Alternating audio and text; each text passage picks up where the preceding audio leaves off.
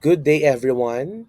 We are the Group 6 of Math 206, and in behalf of our group mates, Mrs. Mai Bolos, Sir Darwin Harina, Miss Bernadette Lepata, and Sir Marvin Pantaleon, we are pleased to present to you the flipped classroom, instructional strategy, and the writing to learn.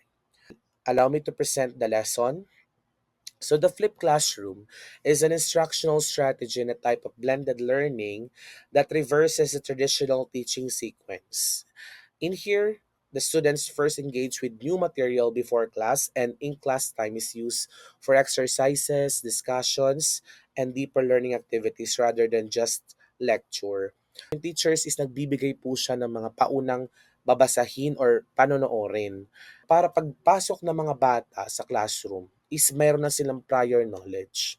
Sabi din po dito that the direct instruction happens outside of classroom time through videos, readings, or interactive content. And sa mga panahon na po ito, marami na po tayong pwedeng gamit na mga learning management system. Sa school namin, meron kaming Genyo ng DY Incorporated. And then sa ibang mga school, I think, meron din silang mga kung ano ng mga LMS na ginagamit. So, pwede rin po gamitin yon para at least meron prior knowledge yung bata pagpasok sa classroom. And it says here that the classroom time focuses on problem solving, collaboration, and teacher-guided activities in the pursuit of the higher order thinking skills. Kasi yun po talaga yung ating goal as a teacher. Yung maturuan natin sila na mag-isip. Sabi nga po daw pala talaga natin basta itinuturo lang yung subject na math. Hindi daw mahalaga na maalala ng mga bata yung mga lesson natin, yung for example, mga polynomials and all because eventually makakalimutan din po nila yan. Ang mahalaga na maituro natin sa kanila is kung paano yung mag-isip. So in this kind of instructional strategy, ay natutulungan natin sila na maging curious sa kung ano yung pag-aaralan as they go along the discussion. This study was conducted by Civic Bus and Kaiser last 2020, in which the thesis is entitled Flip Classroom as a Reform-Oriented Approach to Teaching Mathematics. So sabi rito, the Flip Classroom approach significantly enhances both mathematics achievement and student interest compared to conventional instruction. Male and female students benefit equally from the flipped classroom in terms of achievement and interest. There is no significant difference, mapababae, mapalalaki. Although, kung papansinin po natin yung findings ng study nila, yung girls, yung mas mataas na mean. Kasi ang mga kalalakihan po kasi talaga natin ay medyo nagkakaroon sila ng distraction kasi 'di ba, mga laro tayo tinatawag na Mobile Legends, mabilis sila ma-distract pagka medyo challenging. So sabi rito, the approach has the potential to improve learning outcomes in mathematics, especially geometry in this context. Napakahirap po magturo ng geometry, lalo-lalo na kapag wala kang skills ng algebra. Yan po ang aming nararanasan ngayon sa grade 7 kasi nagtuturo po ako ng grade 7 ngayon.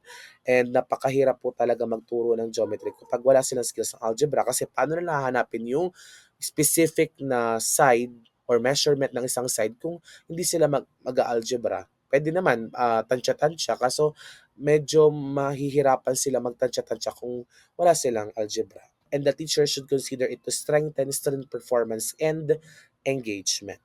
Relevance naman po nito sa MAT Mathematics, it provides research-based evidence that the flipped classroom improves mathematics achievement and student interest. I think magagamit po natin to sa ating mga classrooms, lalo-lalo na po ngayon na maikli na lang po yung contact time natin sa mga bata. Dati 1 hour, I think ngayon parang 45 minutes na lang po sa mga public schools. Kung di po ako nagkakamali kasi sa amin po sa private schools, 45 minutes po kami pero 5 days.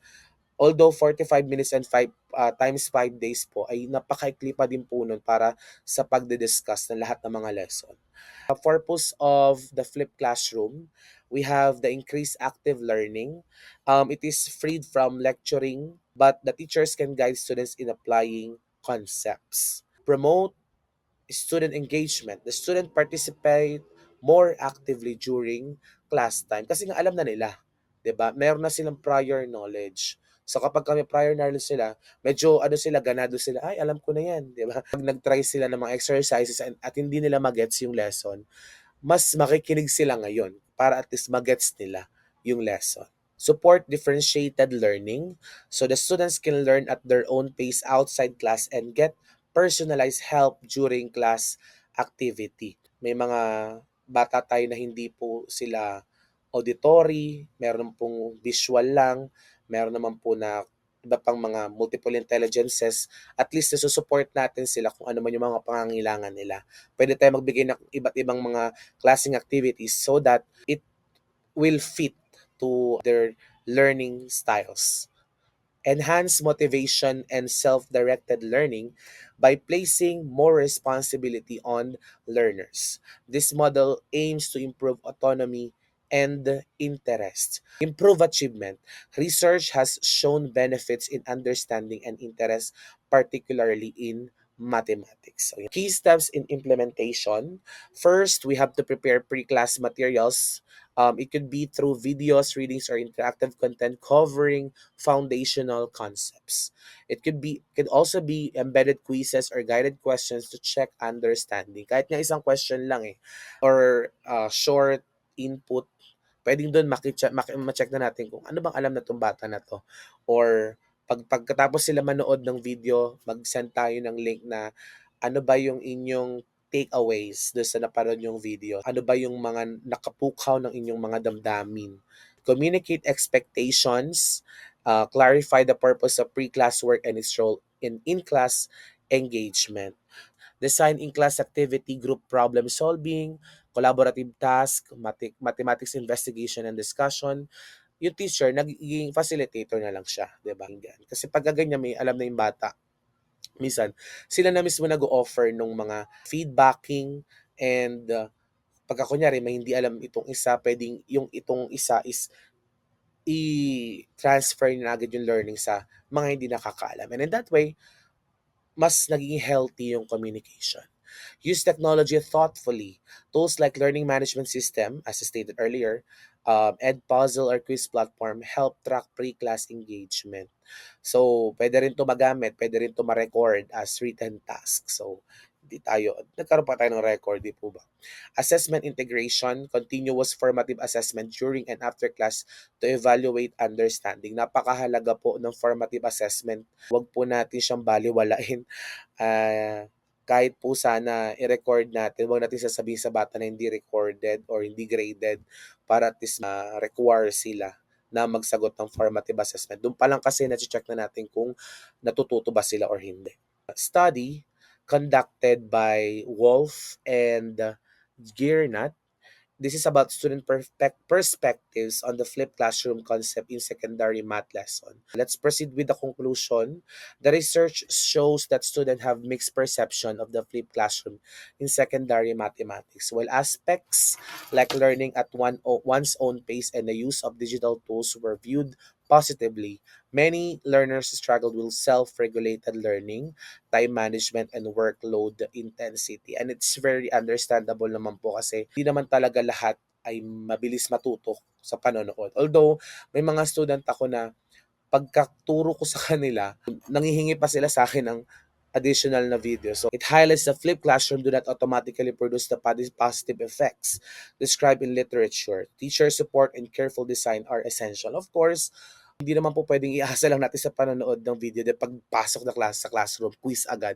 Hindi po pwede yon. Dapat, pag sinabi natin flipped classroom, may follow-up feedbacking session pagdating nila sa classroom. This research shows the students have mixed perception, sinabi na nga po yan kanina, while aspects like learning at one's own pace and use of digital tools were viewed positively, ay nagkaroon pa din po talaga ng struggle sa regulate or self-regulated ng mga learning, time management, and workload intensity. Mahalaga na may alam na sila pagpasok pa lang And nagkakaroon po ng follow-up.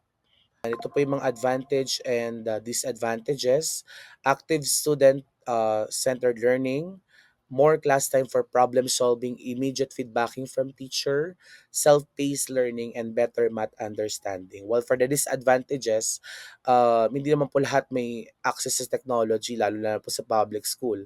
Hindi po lahat ay kayang mag-provide ng internet, di po ba? May iba nanonood lang sa PisoNet and naiintindihan naman po natin yun. Wala naman po tayong discrimination. Requires student discipline kasi nga sabi ko nga po kanina pwedeng ma-distract sila. Time consuming for teachers, not effective for all learners, risk of unequal participation. Kasi nga hindi naman baka kasi iba di nakapanood, 'di ba? So kailangan i-check din po natin kung talaga nakapanood sila. Although it's an advantage to those who did and disadvantage for those who did not. Teaching strategy, we have the active learning and paano naman nasusuportahan ng flip classroom. Pag active learning, more time for problem solving kapag gumamit ng flip classroom. For the problem-based learning, we have the background knowledge learned at home. Pagdating sa classroom, diretso sila, problem solving, deepening, collaborative learning. Yung class time, nagiging group work. Doon sila nagkakaroon ng small group discussion. Sa pag-differentiated instruction, mas nata-target natin yung mga bata based on their learning styles. The inquiry-based learning, pagka napanood nila yung video, pagdating sa classroom, doon sila mag Q&A, and then through Q&A, then that's where the exploration will come in. Formative assessment, yung real-time na feedback sa kanila is very mahalaga. Kasi pagka, for example, nagpa-formative assessment ka at hindi mo naman siya na-check agad-agad, maguguluhan yung bata. Baka akala nila tama yung sagot nila, pero hindi naman pala. Mastery learning. Kapag yung bata ay hindi po na-check yung formative assessment nila, all their life, iisipin nila na tama yung sagot nila. Kaya dapat mahalaga po palagi ang feedbacking session sa mga bata. Mastery learning. Natututo ang bata sa pamamagitan ng sari-sarili nilang pamamaraan or bilis. Depende naman po sa kanila. Kaya naman pag video, pwede nilang i-fast forward, pwede rin bagalan. From Egara, Mosimege, I'm not sure if this is the correct pronunciation. This is about the effect of flipped classroom learning approach on the mathematics achievement and interest among secondary school students. Ang conclusion din po nito ay nag-enhance din po yung mathematics achievement and interest among secondary school students and still wala pa din pong significant difference between male and female.